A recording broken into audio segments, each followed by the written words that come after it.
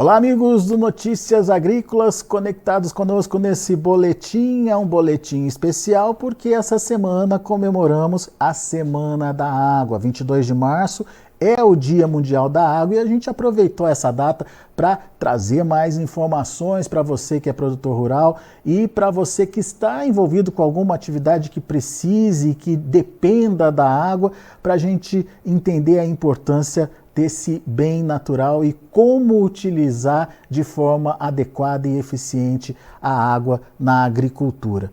Hoje, nesse episódio, vamos tratar da irrigação. Irrigação aqui no Brasil ainda tem um potencial muito grande para ser utilizada, com a possibilidade de potencializar a produção no campo. Para nos ajudar a entender um pouco mais desse tema, está comigo aqui a pesquisadora Jane Maria Carvalho Silveira, pesquisadora lá do IAC, Instituto Agronômico de Campinas. Seja bem-vinda, Jane. Obrigado por estar aqui com a gente nessa semana em que a gente comemora aí a água, né? Afinal de contas, é um elemento fundamental aí para a vida do ser humano e, obviamente, a gente quer entender como o uso da água impacta na produção e, mais do que isso, como a irrigação tem atuado aí para garantir um bom resultado para a produção de alimentos aqui no Brasil. Seja bem-vinda, Jane. Muito obrigada, muito obrigada. Eu agradeço essa oportunidade e será um dia muito importante, né? Nós vamos marcar esse dia aqui no Instituto Agronômico com um encontro sobre o uso da água na agricultura. Esse encontro vai acontecendo no dia 22 de março e, portanto, fica o convite para estar todo mundo ligado para mais discussões a respeito do Dia Mundial da Água. Agora, Jane, nossa missão aqui é entender em que momento nós estamos em relação à agricultura irrigada aqui no Brasil e à irrigação aqui no Brasil. O que a gente sabe até agora e aonde a gente pode chegar, Jane? Bom, o potencial da agricultura irrigada é muito grande no nosso país, né? Nós já temos uma área irrigada que tem uma resposta importante em termos de produção de alimentos, principalmente grãos, fibras, e nós podemos melhorar e aumentar isso muito mais. Hoje, a nossa área irrigada está em torno de quase 9 milhões, 8,5 milhões de hectares, mas estudos já mostram que nós podemos mais que duplicar essa área sem ter a abertura de novas fronteiras, ou seja, é uma técnica que pode aumentar a produção de alimentos sem comprometer a questão de sustentabilidade da nossa biodiversidade, que é muito importante para o mundo todo. Como é que a irrigação ajuda nesse processo, Jane? Só para deixar bem claro para quem está nos acompanhando aqui, como é que ela potencializa na prática a produção de alimentos? Ampliando o tamanho da área agricultável, potencializando o desenvolvimento das plantas e permitindo maior produtividade, enfim, como é que ela nos ajuda? Bom, para as áreas que nós já temos a irrigação, os sistemas de irrigação instalados, nós observamos que há um aumento substancial em termos de produção e qualidade desses alimentos que são produzidos nas áreas irrigadas. Nós temos aí alguns cultivos que chegam a 2,5 vezes a produção irrigada em relação a uma produção em sequeiro. Nós temos potencial para melhorar a qualidade desses produtos, né, em termos de aspectos de alimento mais doce, alimento mais saudável, alimento mais menos perecível, vamos dizer.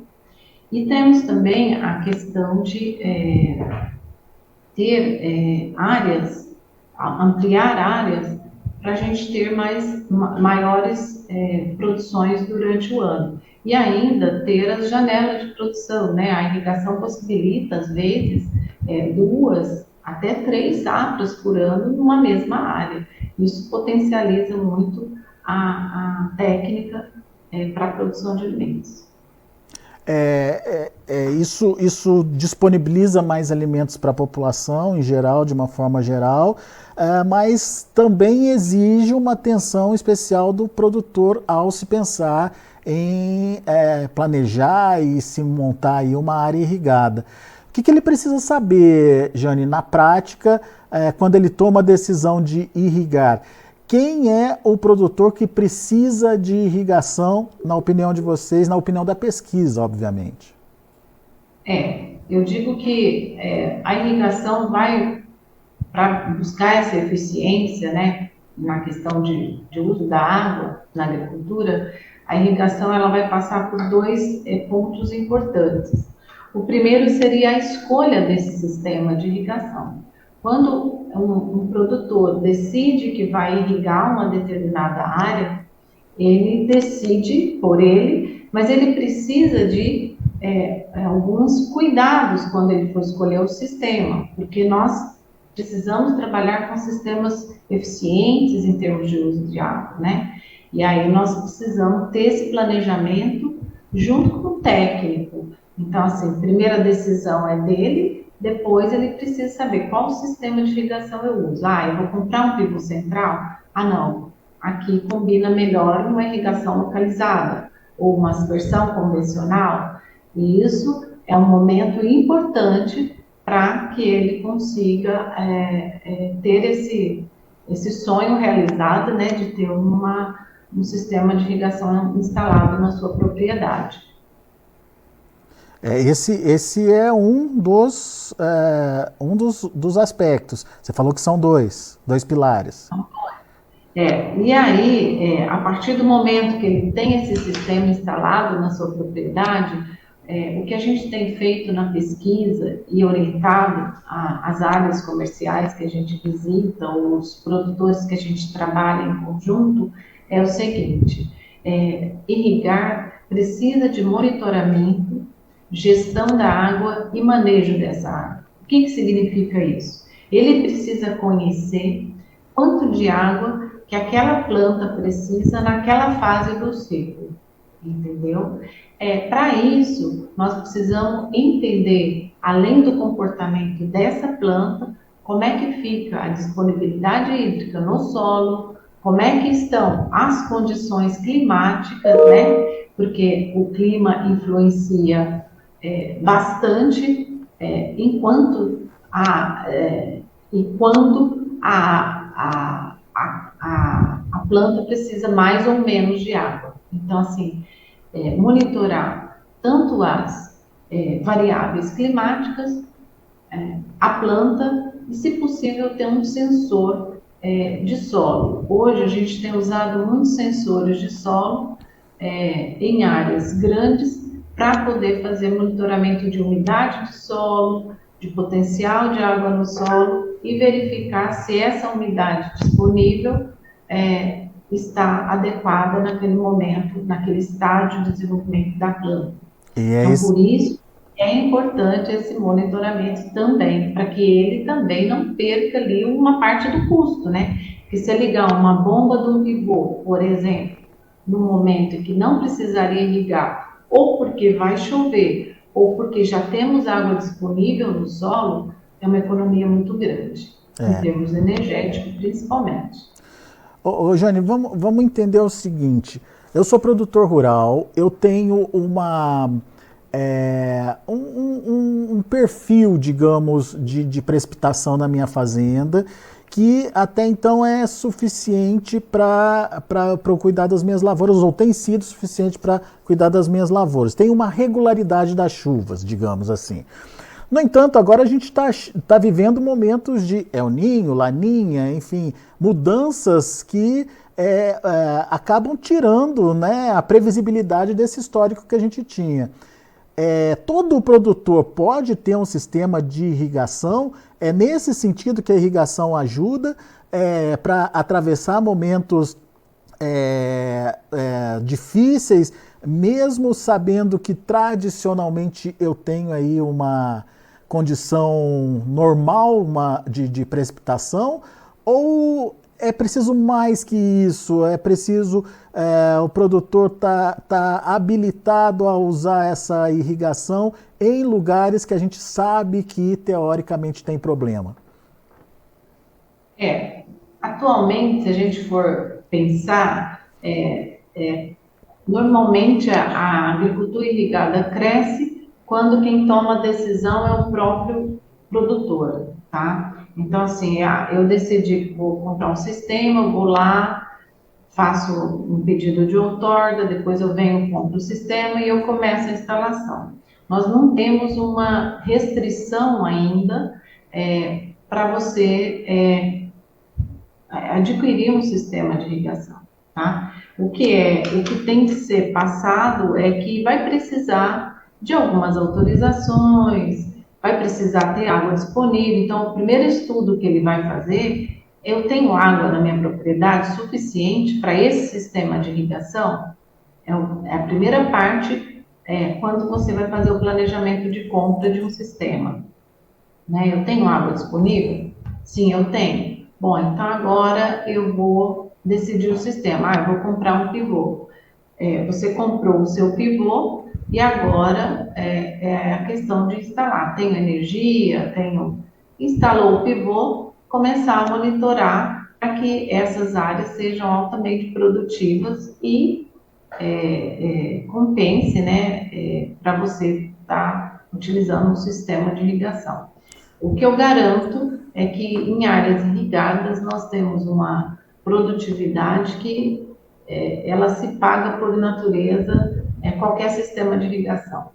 Eu digo isso porque nós tivemos instalado um sistema de irrigação por gotejamento em café, né? E a nossa produtividade já no segundo ano foi tão alta que com os custos que a gente colocou de instalação do sistema e da produtividade que a gente teve já no segundo ano, com 2,5 safras, ele já pagaria o sistema de irrigação, tá? Então, é um investimento que compensa, é uma decisão importante, porque você vai estar conseguindo produzir mais, melhor, e às vezes até em épocas que o outro não está produzindo, né? Então você fala assim, eu tenho chuva disponível, mas você está arriscado a ter, no meio de período chuvoso, um veranico, por exemplo, né? A gente tem visto isso nos noticiários. Então isso é um risco que você pode correr ou também não pode se você tiver um sistema de irrigação já instalado. Então, é importante analisar isso também. E em termos de temperatura, além da chuva, questão de temperatura hoje ela é bem severa, né? Então, assim, você tendo um sistema de irrigação, você consegue irrigar à noite, consegue melhorar também esse desenvolvimento das culturas em épocas mais quentes, né? Muito bem. Jane, você falou aí da adoção do sistema adequado. Como é que o produtor define o melhor sistema para ele? Quais são hoje os sistemas de irrigação mais eficientes ou mais procurados aí no mercado? Em termos de sistemas de irrigação, eu vejo da seguinte forma. Nós temos hoje sistemas muito eficientes no campo da irrigação localizada. Então, a microaspersão e o gotejamento hoje são sistemas que oferecem mais de 95% de eficiência em termos de aplicação de água, né, de distribuição e aplicação de água. São sistemas importantes para culturas perenes, por exemplo, mas nós já temos hoje gotejamento enterrado que está sendo usado até em áreas de grãos e em áreas complementares de pivô e com grande sucesso.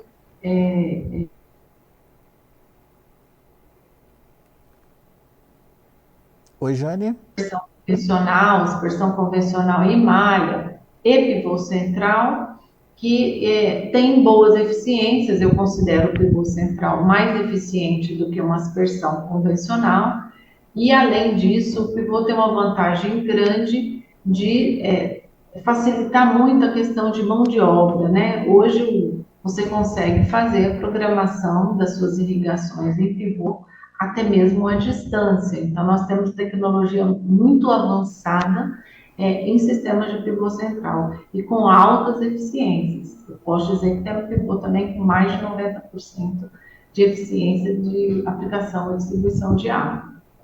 Ô, Jane, Aí mas... depois a Ah, gente tem ainda os sistemas de superfície que ainda existem para algumas situações, mas que exige uma quantidade de água bem maior, tanto os tabuleiros, né, que a gente vê lá em sistemas de arroz irrigado, que exige uma quantidade de água muito maior, que precisa estar disponível, né, e que também podem ser utilizados, só que tem uma eficiência em termos de quantidade de água demandada muito menor, né? São sistemas menos eficientes em termos de quantidade de água demandada. ô, Jane, por que existe esse preconceito, né, em relação à irrigação, retirada de água? Existem movimentos que, enfim, querem preservação do rio. Por que isso acontece? Aonde que está a desinformação aí? E essa água, ela retorna para o meio ambiente? Realmente é uma desinformação. Alexandre, acontece da seguinte forma: a irrigação hoje ela é considerada uma grande vilã se comparado aos demais usos, seja industrial, uso doméstico. Por quê? Porque em termos de quantidade seria o uso que tiraria a maior quantidade dos recursos hídricos. Entretanto, é aí que está o desconhecimento das pessoas e a gente precisa mudar isso.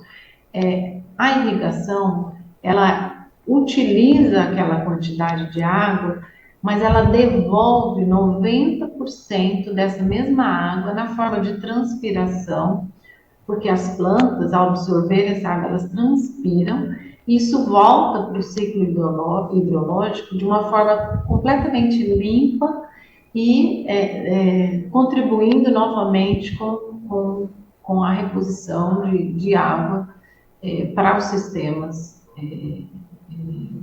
naturais. Portanto, a agricultura irrigada ela não deve ser considerada uma vilã, como, por exemplo, uma indústria que ela capta menos água do que um sistema de irrigação, mas ela devolve muitas vezes água poluída ou precisa fazer um tratamento para devolver essa água, né? Acho que a gente podia chamar os sistemas de irrigação como autodepuradores de água. Quer dizer, não tem essa de gastar a água do solo, do subsolo, do rio. Ela é devolvida para a natureza, então. Ela é devolvida para a natureza. Então, assim, se você está com um sistema de irrigação eficiente, se você faz o manejo adequado, a água é devolvida para o ambiente de uma forma muito limpa, muito limpa. Então, a gente pode considerar como uma total depuração dessa água, né? Ela só volta na forma de vapor d'água e isso a gente às vezes não consegue mostrar a olho nu, mas tem provas disso daí e que mais de 90% retorna para esse ambiente. Muito bem. Ô, Jane, uma pergunta que é comum entre os produtores: por que é tão burocrático se conseguir uma outorga? Por que é tão burocrático se fazer esse planejamento de uma agricultura irrigada? Acontece que ainda as outorgas para irrigação, elas passam por meios ainda